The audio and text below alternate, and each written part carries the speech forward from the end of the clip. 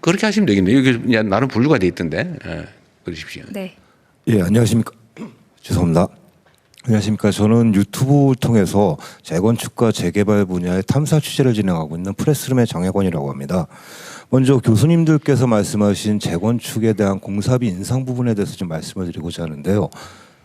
최근 들어서 전쟁 때문에 공사비가 인상이 되고 있다라고 주장을 하는 거는 사실과는 좀 다른 내용이 있습니다. 저희들이 소비자 물가 지수라든가 이런 거 20년치 통계를 내봤는데 20년 동안의 민생 물가 지수는 60%가 올랐습니다. 건축에 관련된 물가 지수는 120%가 올랐는데 재건축, 재개발에 관련된 물가 지수는 380에서 400%가 올라갔습니다. 그래요? 이것은 무엇을 뜻하냐? 공사비가 올라간 것이 아니라 그 안에 들어가 있는 살림살이, 즉 마감재에 대한 가격대가 올라갔다는 것을 얘기하고 있습니다. 공사를 하는데 내가 우리 집을 짓는데 그 안에 들어가는 마감재가 왜 집값에 포함이 돼야 되는지 이 부분에 대해서는 정부 차원에서 조금 대책이 필요할 것 같고요. 두 번째는 이 마감재를 압박을 놓고 있는 브로커들의 존재입니다. 브로커들이 매년 수백억씩의 자금 세탁을 통해서 건설사라든가 조합 임원 혹은 정관계 공무원들한테 다방면에 있어서 뇌물을 뿌리면서 공사를 지연시키거나 혹은 조합장을 교체하거나 시공사를 교체하는 사례가 무지하게 많이 일어납니다. 근데 더 중요한 것은 이러한 문제에 대해서 저희들이 사법당국에 수사 첩보나 범죄 정보를 제공을 하더라도 전혀 이루어지지가 않습니다. 재건축 분야는 민간 분야이기 때문에 수사하기가 까다롭다는 이유죠. 수백억대의 뇌물이 돌아다니는 이 현장에서 수사가 전혀 이루어지지 않고 공사비는 폭등하고 있는 이 상황을 정부에서는 조금 더 면밀하게 좀 살펴봐 주시기를 부탁드리겠습니다. 네. 그 매우 일리 있는 지적이신 것 같습니다. 이게 그 정말 객관적인 상황 때문에 어쩔 수 없이 이루어지는 것이냐, 아니면 그 구조를 활용한 뭔가 부정행위냐,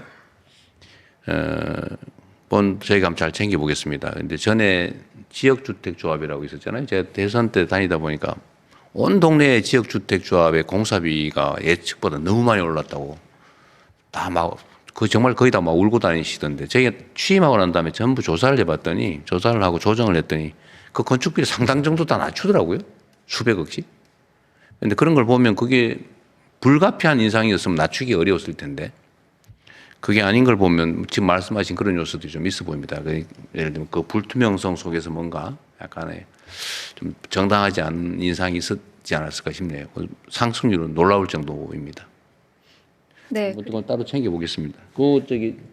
한번 전면 점검을 한번 해볼 필요는 있을 것 같아요. 네네, 저희 국조실의 그 감찰 조직이랑 뭐 관련된 그 사업 감찰하는 조직들이 있으니까 좀 네. 제대로 보겠습니다. 네, 그거 한번 체계적으로 뒤져볼게요. 네. 그리고 그 앞에 안장원 기자님 계신 것 같은데 혹시 하실 말씀 없으실까요? 네, 마이크 전해주시면 감사하겠습니다. 예, 안녕하세요. 저는 중앙일보 안장원 기자라고 합니다. 오늘 토론에 맞아서 몇 가지 간단히 그냥 말씀드리겠습니다. 먼저 쟁점이 되고 있는 그 가운데 과세 기준, 가액이냐 주택수냐 하는 거, 30억이냐 10억짜리 집 세 채냐. 30억은 30억짜리를 한 가구가 살지만 10억짜리 세 채는 세 가구가 삽니다. 그리고 그 주인은 10억짜리 어찌 보면 작은 집에 사는 거고요. 그래서 가액이냐 주택수냐 할 만한 갖고 따지는 거는 되게 편의적이고 관료주의적이고 쉬운 발상인 것 같습니다. 물론 다주택 주택자라는 게 다주택자들이 집을 사니까 집이 부족해서 살 집이 부족해서 이를테면 실수요자라든가 무주택자가 집 살 기회가 없느냐는 발상인데, 그거는 주택수가 절대적으로 많이 부족할 시절의 이야기지 지금처럼 어느 정도 주택 사정이 나아진 상황에서는 조금 구시대적인, 이를테면 좀 바꿔야 되지 않을까라는 생각이 듭니다.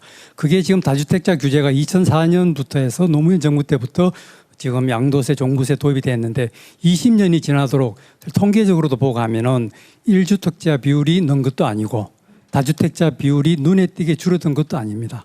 그리고 자가 부여율이 또 급속하게 오른 것도 아닙니다. 그때나 따져보면 큰 변동은 별로 없습니다. 그래서 가액 기준으로 해서 가액 기준이 아니고 가액이냐 주택수냐를 떠나서 저는 용도를 보고 어떻게 쓰느냐를 보고 이거를 거주용으로 쓰느냐, 아니면 이걸 임대를 할 거냐, 아니면 이걸 며칠에 한 번씩 오는 별장으로 쓸 거냐, 또는 비워놓기만 하느냐, 이런 거에 따라서 이를테면은 그 과세 기준을 달리하면 어떨까 하는 생각을 해봅니다. 그러면은 뭐 공정시장 가액 비율이라든가 기술적으로는 가능한 부분인 것 같고요.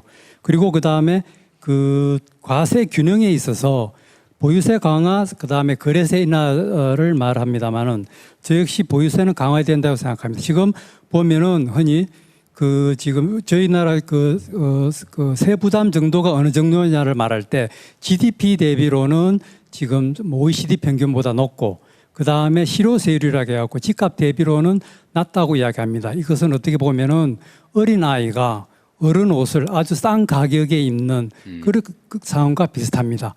어린아이 입장에서는 가격이 할인된 가격이지만 비싼 셈인 거고 옷에 비해서는 싼 가격인 상황입니다. 그러면 거기서 그 적정한 균형점을 찾아야 된다고 생각합니다.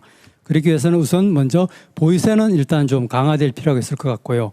보유세 부분에 있어서는 종부세가 있고 재산세가 있는데 재산세 부분은 일단 재산세 부분에 있어서는 2021년도에 과거 문재인 정부 때 공시가격 현실화율을 급격히 높이면서 재산세가 급격히 내려가니까 공시가격 9억 원 이하에 대해서 0.05%포인트 특례를 도입했습니다. 그게 원래 3년 하려다가 다시 연장해서 이달 올해 말까지입니다. 근데 그때 사정과 지금 보면은 공시가격 현실화율도 급격하게 떨어져 있고 한 상황이기 때문에 그런 부분은 조금 다시 정상화랄까 다시 되돌려야 될 필요가 있지 않을까라는 생각이 들고요.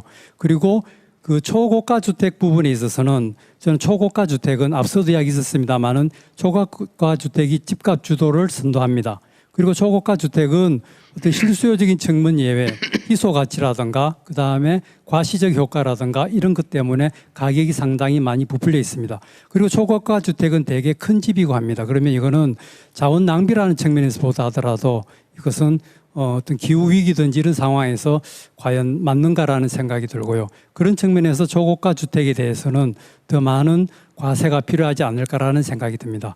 그러면 초고가 주택에 대해서 과세할 경우에 그에 대한 조세 부담이 저항이 있을 수 있겠지만 제 생각에는 초고가 주택을 가진 분들은 초고득 자산가일 수가 있을 테고 이런 분들은 기부도 많이 하고 보시도 많이 할 겁니다. 어차피 세금 많이 내려는 거는 국가에 대해서 국민에 대해서 기부하는 것과 마찬가지지 않습니까? 그래서 그렇게 저항을 많이 할까라는 생각이 들고요. 그리고 적정한 가격이 어느 정도라는가를 생각해 보면은 지금 종부세가 부과되는 공시가격 12억 원은 주택수 기준으로 보면은 올해 보면 대략 한 전국 주택수의 한 3%, 서울의 한 15% 정도 됩니다. 그러면은 이거를 만약에 공시가격을 30억으로 하면은 전국 주택수 기준으로 0.3% 정도가 됩니다. 그리고 대략 한 5만 가구 정도가 되고요. 공동주택 기준으로. 그럼 그거에 대해서 조금 더 높이는 게 어떨까 하는 생각이 들고요. 그리고 30억 정도 하자. 공시가격 30억. 그리고 공시가격이 한 20억 정도면 아마 한 1% 정도 될 겁니다. 그래서 제 생각은 1% 이내로 인해서 그 대상은 초고가이기 때문에 가능하면은 숫자는 좀 줄이는 게 맞지 않을까라는 생각이 듭니다. 그리고 지금 아까 말씀드린 것처럼 초고가 주택이 어떤 자산 가치의 불평등이라든가 소득 양극화와도 관련된 부분이 한데 지금 양도소득에 있어서도 사실 초과 양도소득이 되게 많습니다.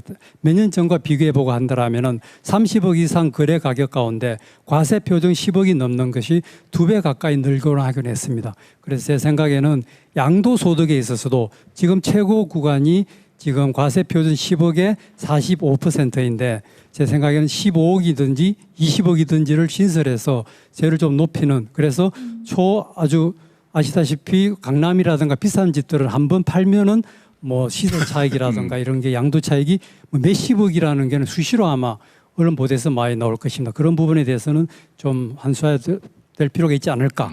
그리고 지금 또 취득세 부분에 있어서 고급 주택이 있습니다. 고급 주택이라고 지금 집 크기만을 가지고 대략 100평을 넘게 따지는데 저는 그 고급 주택의 부분에 있어서도 아까 그 초고가 주택의 금액 기준도 같이 적용해서 하는 게 어떤가라는 가격 기준을 도입하자. 예, 가격 기준도 같이 병행을 해서 집 크기라는 것은 과도한 주거의 과잉 낭비, 과소비라고 생각되기 때문에 그것과 함께 그 가격도 같이 같이 맞물려서 하는 게 어떠라는 생각이 듭니다. 그리고 지금 아까 말씀드린 것처럼 지금 보유세와 거래세에 있어서 지금 과도한 지금 거래세 편중인데 24년 기준으로 해서 지금 보유세가 종부세가 6조 그리고 재산세가 1조 7조 정도 되고 그리고 취득세는 대충 한 9조 정도가 되고 한 상황입니다. 어차피 그 자치단체 입장에 금고의 입장에서는 이게 재산세로 들어오든 취득세가 들어오든 어차피 지방 재정에 쓰는 거는 큰 차이가 없겠지만 이것이 주택시장 거래에 미치는 영향은 클 것이로 생각됩니다. 그래서 저는 그 거래세 부분은 완화를 해야 된다고 생각하고 이 거래세는 뭐냐면은 대표적으로 바로 취득세가 됩니다. 취득세가 지금 가만히 보면은 대충 취득세하고 10년, 20년 정도의 보유세하고 대충 맞물려 있는 비슷한 상황입니다. 그러니까 그 취득세 부분을 많이 좀 완화해야 되지 않을까라는 생각이 들고요. 그리고 양도세 부분에서는 아까 말씀드린 것처럼 뭐 초과 양도 소득이랄까 아주 그런 부분에 대해서는 강화할 수도 있겠지만은 그 양도세 부분에 있어서 완화는 저는 뭐냐면 어차피 보유세라고 하는 것은 지금 사실 양도세적인 소득세적인 성격이 있습니다. 보유세는 매년 집값을 평가해가지고 오른 그만큼을 더 매기는 거니까 사실은 그거는 그 집값이 오른 거에 대한 그 세가 늘어나는 거기 때문에 그 양도세를 땡겨서 내는 측면도 있습니다. 그래서 제 생각은 양도세를 매길 때 앞서 낸 보유세에서의 어떤 증가분이랄까 그런 부분들에 대해서 좀 감해주는 식으로 하면은 어떨까라는 생각이 들고요. 네. 그리고 그 마지막으로 그러면 한 가지만 말씀드리겠습니다. 지금 정부는